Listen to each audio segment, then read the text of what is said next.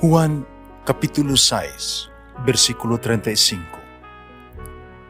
Si Jesus miingon kanila, "Ako mao ang pan nga naghatag sa kinabuhi.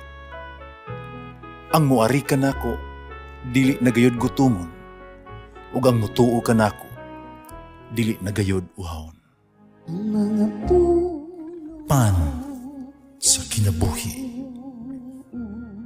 maglikon unta sa mong pagtuo ug gagakabi sa pagtuman sa imong mahal nga kasuguan. Ang ginumanaa kaninyo. Santos Ebanghelyo sumala ni San Lucas. Si Jesus mingon ngadto sa katawhan. Walay mo dagkot ug suga aron lamang taguan sa gantangan o ibutang kini ilalom sa katre.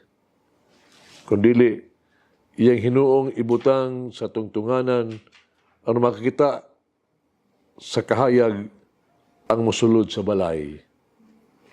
Kaya ang tanang nga gitaguan, mabutyag. Ang tanang nga gililong, madayag.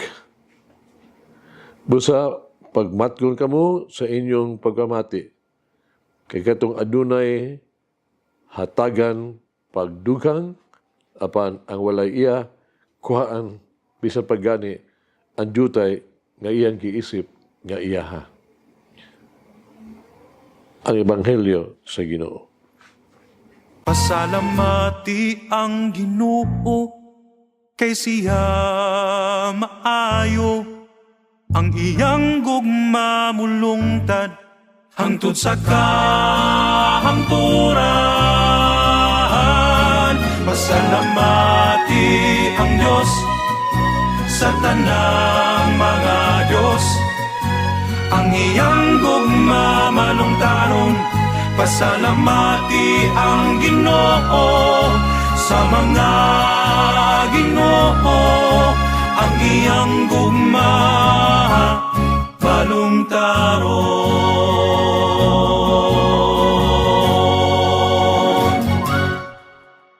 Ang Ebanghelyo, usa ka tawag alang sa aksyon, is a call for action. Kini usa ka aspeto sa ato ang paglihok, pagbuhat, ug sa pagtan-aw. Ang Diyos kanunay nga naghatag kanato kinabuhi, kahimsog, trabaho, seguridad, pamilya, ug mga higala, uban pa.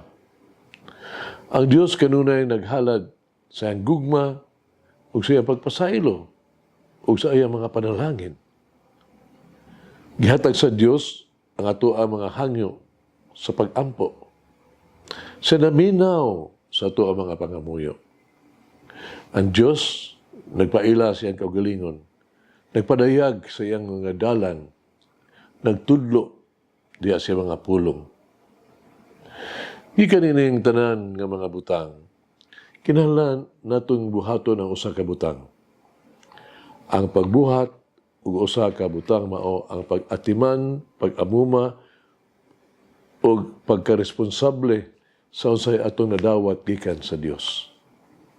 Kinahanglan dili nato sila just i-take for granted. Kinahanglan dili nato gamiton sa sayop nga pamaagi o abusuhan ang gihatag sa Dios kanato. Ug busa, ang Dios nag-auhag kanato sa Ebanghelyo karong adlaw kay paambit ipakaylap ngadto sa uban ang mga grasya, ang gasa, ang kaayo nga itong nasinati uban kaniya. Di na ito kinatipigan alang lamang sa kaugalingon. Kinahanglan natong ipahayag sa uban ang gibuhat sa Dios kanato. Kinahanglan natong ipaambit ngadto sa uban ang panalangin sa Dios. Dapat natong ipahibalo ang iyang kaayo. Karon, unsa may atong nabuhat sa mga grasya ihatag sa Dios kanato? Gihimo ba nato silang mga produktibo? Pasalamaton ba kita? Ato magipakaylap ipaambit kini ngadto sa mga kabus, labi pa sa mga kabus. Ang gihatag sa Dios kanato kinahanglan dili nato taguan. Kung magubilin lamang kanato atong tipigan ala lang sa itong kaugalingon. Samtang kita gipanalanginan, kinahanglan natong tugutan ang ato ang kinabuhi na mahiyos ang panalangin sa uban. Kinahanglan na maghatag kita og paglaong imbes kawadon. Mahimong tinubdan sa kaayo kaysa hinungdan sa pagmahay. Mapakita og kabalaga concern kaysa kagahi sa kasing-kasing, katigas kasing-kasing. Sa ingon mahimong kitang kahayag nga padayag sa kaayo sa Dios alang sa uban. Sa katapusang husay, kita pagkahukman kung giunsa nato pagpaambit ang mga panalangin sa Dios. Giunsa nato papakaylap ang mga gasa sa Dios ngadto sa to ang mga kaigsuonan. Doon ay sugilanon sa ka malamong kayo, respetado kayo nga Buddhista, nga monghe. Nga mihatag ni ini, nga tambag ngadto siya mga estudyante. Siya miingon, sa katapusang gutlo, no? Doon lamang kabutang importante. No? Kung pa niya, kini mo ang musunod. Una, unsa kahingpit ang imong paginabuhi. No?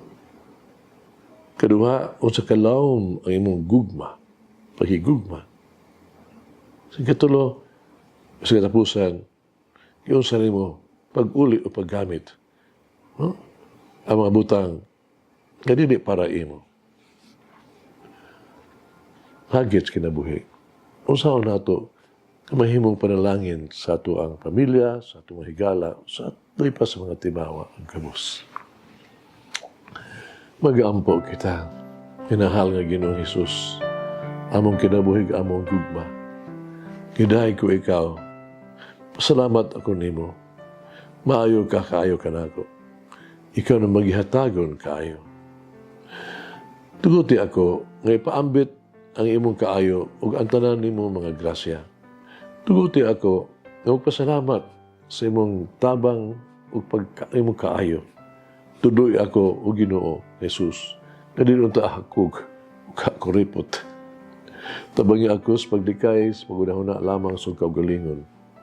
Nasiga ko sa pagpaampit o pagserbisyo. Luwasa ako ikastitasyon sa pagtago o sa pagpanag-iya. Tudloy ako sa pagkinabuhi o pahigugma sama kanimo. Amen. Mama Mary, help me to share the light of Christ with others. Lagi ng Diyos magagahong sa tanan, Amahan, Anak, Espiritu Santo. Amen. May the Lord of the divine mercy bless us all, heal us from all diseases and suffering. Ayun unta niya kita, tanang mga sakit na sa lawas o sa kalag, body and soul. In the name of the Father, the Son, and of the Holy Spirit. Jesus, I trust in you. Amen. Whoever eats the bread of life will never hunger, says the Lord. Kay galaan inyong nabati ang pagpaambit ug hamubong pamalandong sa pulong sa Dios pinaagi sa tulumanon.